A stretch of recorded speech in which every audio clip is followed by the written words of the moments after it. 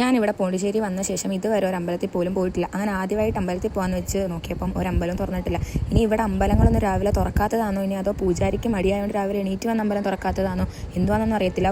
പക്ഷേ പോയ വഴിക്ക് നോക്കിയ കുറേ അമ്പലം തുറന്നിട്ടില്ലെങ്കിലും ഒരമ്പലം തുറന്നുണ്ട്. ഇവിടെ പൊതുവെ അമ്പലത്തിൻ്റെയൊക്കെ ഫ്രണ്ടിൽ ഈ പൂക്കളും അതും ഇതുമൊക്കെ വിൽക്കാൻ കുറേ പേര് കാണും. പക്ഷേ അമ്പലത്തിൻ്റെ ഫ്രണ്ടിൽ അതും ഇല്ലാത്തതുകൊണ്ട് അവിടെ കയറിയില്ല. എനിക്ക് വേണ്ടി തുറന്നു വെച്ചേക്കുന്ന പോലെ ഒരു അമ്പലം കിട്ടി. ശിവൻ അമ്പലം എന്നാണ് തോന്നുന്നത് എഴുതിയേക്കുന്നത്, എനിക്കറിയത്തില്ല.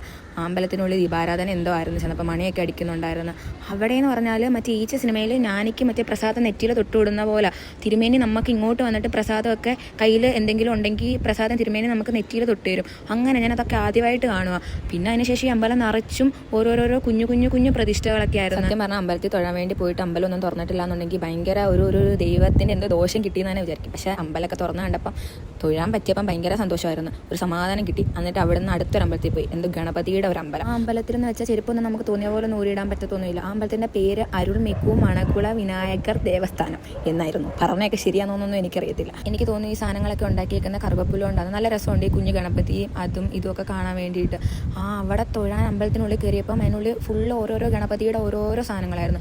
അമ്പലത്തിൽ നിന്ന് തൊഴുതിട്ട് ഇറങ്ങുമ്പോൾ നേരിടുന്ന ഏറ്റവും വലിയ പ്രശ്നം വഴിയിൽ ഇങ്ങനെ ഓരോരുത്തരെയും കാണുന്നത്. ഇനി ഇതൊക്കെ ദൈവം വിഷമാറി വന്നതാണോ എന്നൊക്കെ വിചാരിച്ച് കൈ പൈസ ഇല്ലെങ്കിലും ഉള്ളതായാലും എടുത്തങ്ങ് കൊടുക്കും.